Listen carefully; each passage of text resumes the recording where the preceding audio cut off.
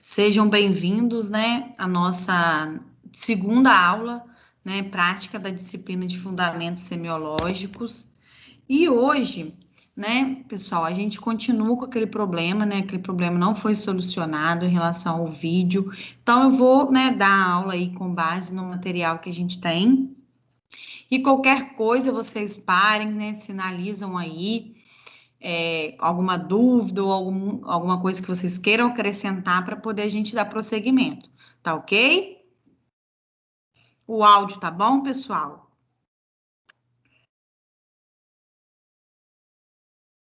Tá bom? Vocês podem me falar se o áudio tá bom?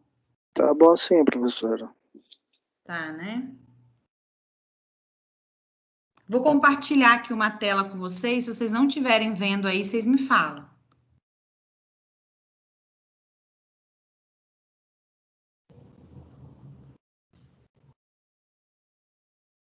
Vocês estão vendo?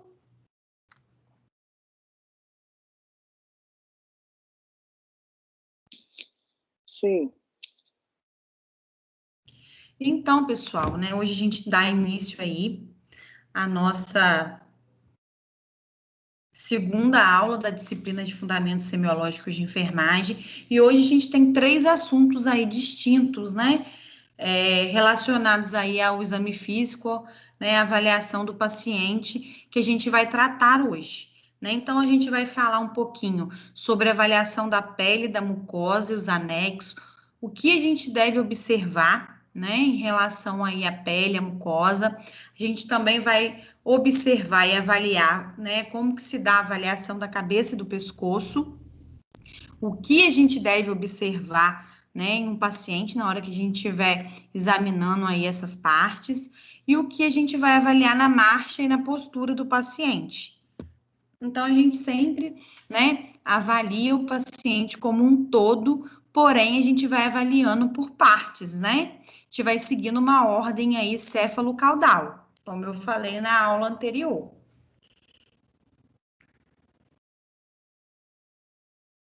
Os objetivos da nossa aula de hoje, né? A gente vai identificar as técnicas propedêuticas, né, que estão relacionadas às etapas do exame físico, né, de inspeção, palpação, percussão e ausculta, né, utilizados para avaliar a pele, a mucosa e os seus anexos, identificar as principais alterações encontradas no exame de cabeça e pescoço e as técnicas propedêuticas que a gente pode utilizar para realizar essa avaliação. E a gente vai identificar algumas anormalidades na marcha e na postura, o que a gente deve observar e o que a gente deve se atentar que é anormal em relação à marcha e à postura, né? Realizando aí os métodos propedêuticos, que são o método do exame físico, né? Necessários para a gente o quê? Avaliar em relação à força, ao tono. E a gente vai conhecer a função das articulações e as técnicas para avaliar aí essas articulações.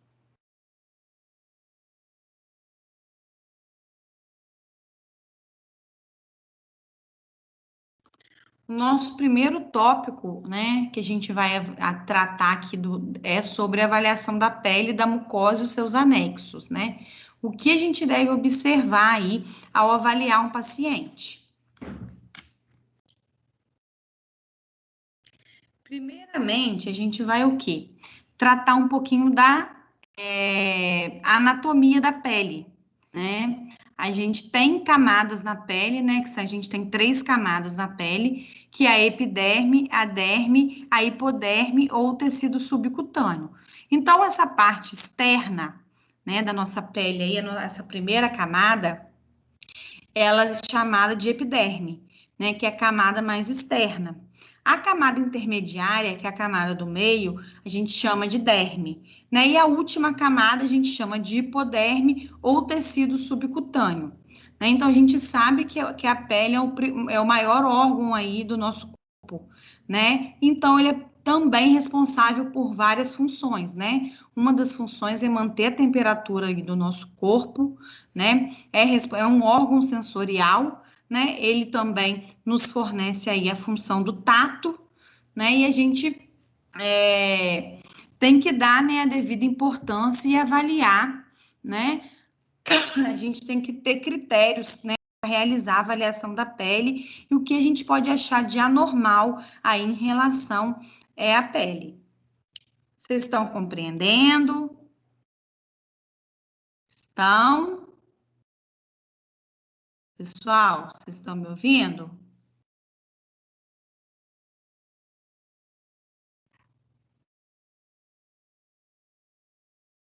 Estão me ouvindo, pessoal? Doutor, Então, tá bom. A gente vai dar prosseguimento aqui. Qualquer coisa, vocês param. Pode perguntar. Como eu falei com vocês, né, já nossa pele, ela tem a função de proteção, ela também impede a entrada de micro-organismos e ela regula a nossa temperatura, né? Então, ela tem aí diversas funções.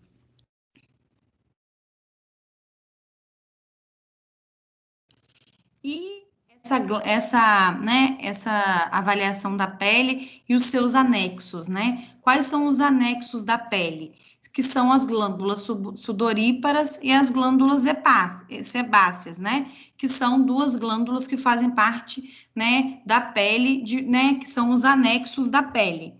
Né? Então, dentro da glândula sudorípara, a gente tem o que a gente chama de écrinas, né, que elas produzem a saliva e o suor, né? E as apócrinas, que são responsáveis pela secreção e aí que desemboca nos pelos. Então, dentro das glândulas sudoríparas, a gente tem esses dois mecanismos aí. E a gente também tem as glândulas sebáceas, né? Que produzem a substância lipídica protetora, né? Através do folículo piloso, que lubrifica e confere a oleosidade da pele e dos pelos, né? As glândulas sebáceas que produzem essa oleosidade. E protege também em relação à perda de líquido, né? Perda de água. E dentro da avaliação da pele, a gente utiliza dois métodos propedêuticos, né? O método de inspeção e o método de palpação. Né? A gente usa esses dois métodos para avaliar a pele. A gente não usa a ausculta, né? Porque a gente não tem nada para ouvir ali em relação à avaliação da pele, né? E nem a percussão, porque a gente não está avaliando órgão, né? Então, a gente vai utilizar dois métodos propedêuticos, que é a inspeção e a palpação. Então, dentro da pele, né, em relação à pele, o que a gente deve observar, né, como enfermeiro, né, para realizar um exame físico de forma qualificada? A gente tem que observar se essa pele está bem higienizada, né, se a gente está vendo algum sinal de maus hábitos de higiene, a coloração dessa pele, se ela está uma pele muito avermelhada, ou se ela está uma pele roxeada, a integridade dessa pele, se essa pele está totalmente íntegra, sem feridas nenhuma. A gente tem que observar a textura dessa pele, a umidade, a elasticidade, a mobilidade, a sensibilidade e a espessura. Então, a gente tem que observar todos esses itens aí dentro de uma avaliação de pele. Isso tudo, pessoal, interfere aí na definição de um diagnóstico. Aqui eu trouxe, né, a gente trouxe aqui duas imagens, né, que são relacionadas à alteração de pele, que são doenças que elas fazem o quê?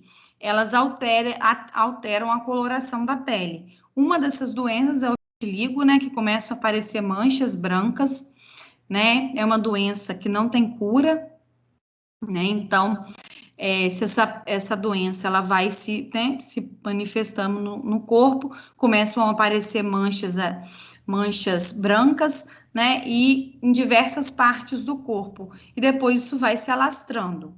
E a gente tem o albinismo, né, que são aquelas pessoas albinas, né, que têm uma coloração da pele, né, bem branca mesmo, né, não é só uma pessoa branca, não, essa característica de uma pessoa albina, a gente tem as pessoas brancas mesmo, que são devidos à hereditariedade, e a gente tem as pessoas albinas.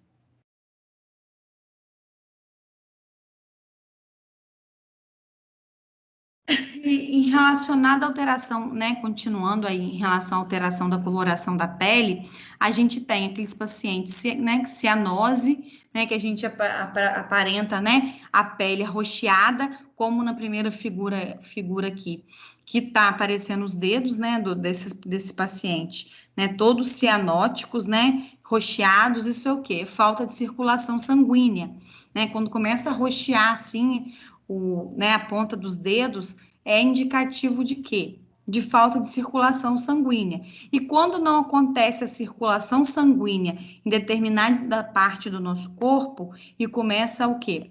A roxear desse jeito, né? A ficar cianótico, o próximo passo é o quê? A necrose, né? Se você não tem sangue circulando ali, o que acontece? O seu tecido morre. Então, o seu tecido necrose, ele, né? Então, aí é um indicativo aí bem grave. A icterícia, que não só né, a parte aí dos olhos, como está mostrando aqui, fica amarelada, mas também, né, pode aparecer também esse aspecto amarelado em outras partes do corpo, né? Como aqui está mostrando, né, ilustrando somente as diferentes cores aqui de pele, né? Que a gente sabe que tem coloração branca, amarela, né, negra.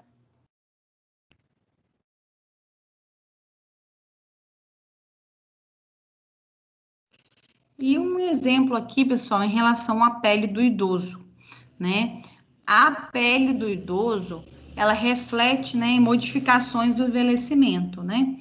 Quando a gente começa a envelhecer, né, a nossa pele também envelhece junto, né? E começa a perder a elasticidade, né? O colágeno, a gordura subcutânea e o tecido muscular, né? O tônus muscular também perde um pouco, né? E automaticamente diminui o número também das funções das glândulas sudoríparas e sebáceas, né? Então, isso é natural do envelhecimento.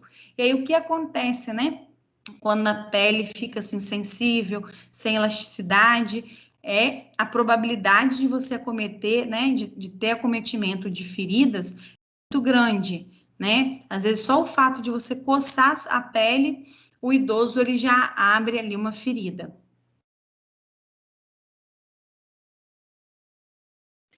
Nós temos algumas nomenclaturas, né, em relação à textura e à espessura, né, da pele. A gente tem a queloide, uma foto aqui que ilustra, né?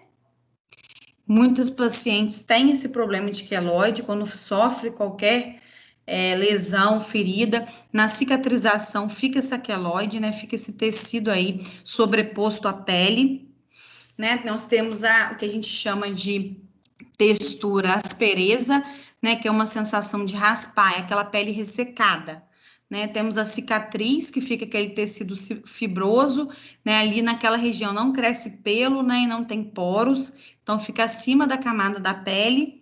Nós temos a queloide, como eu falei, né? Que é uma fibrose, né? Ela tem um aspecto saliente, consistente, ele é bem duro. E nós temos o calo, né? Que é um espessamento doloroso da pele. E nós temos o edema, né, que é o aumento de líquido intersticial, né, onde aquele local, né, vulgarmente, ele fica inchado. Pessoal, vocês estão compreendendo? Eu estou falando muito rápido, gostaria que vocês me dessem um feedback aí. Clara, cheguei agora, tá? Oi, Tô aqui. alô, boa noite. Boa noite, cheguei agora aqui, porque entrei atrasado.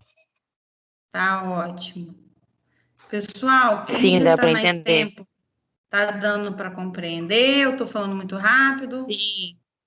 Não, dá para entender. Então tá bom. Qualquer coisa vocês me freiam aí. Tá ótimo.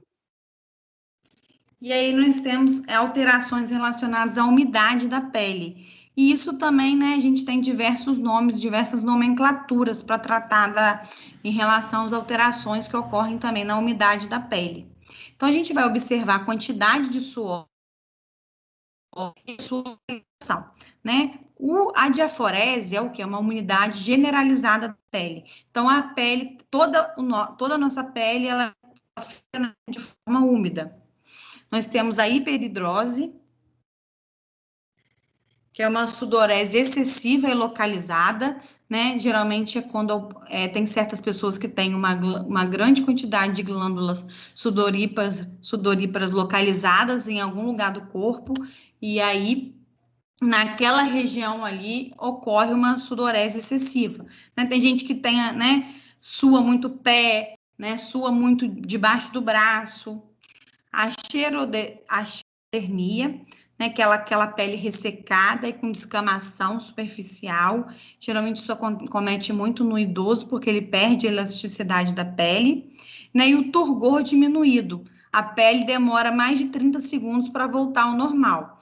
Quando eu falei na aula passada, quando a gente tem aquele pinçamento, né, aquele método de pinçamento, como está aqui na segunda figura, e essa pele demora mais de 30 segundos para voltar, né? Isso aí a gente é caracterizado como um turgor diminuído, que também é muito acometido na pele do idoso por conta da falta mesmo da elasticidade.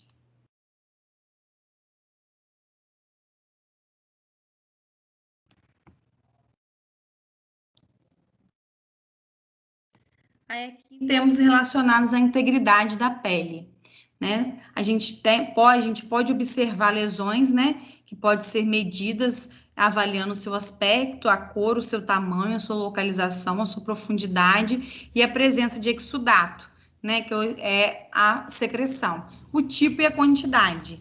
Né? Então, a gente sabe que a gente tem lesões de diversas naturezas, né?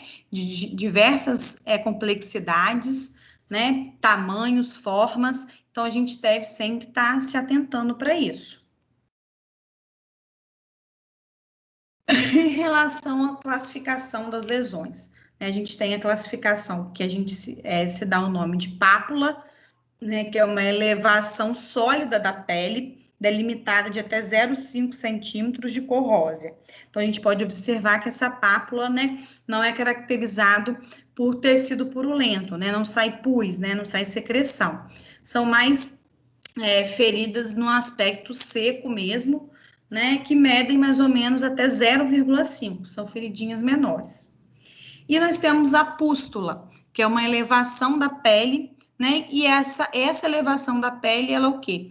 Ela tem conteúdo purulento, né? Geralmente ela tem pus, que mede em torno de 1 centímetro.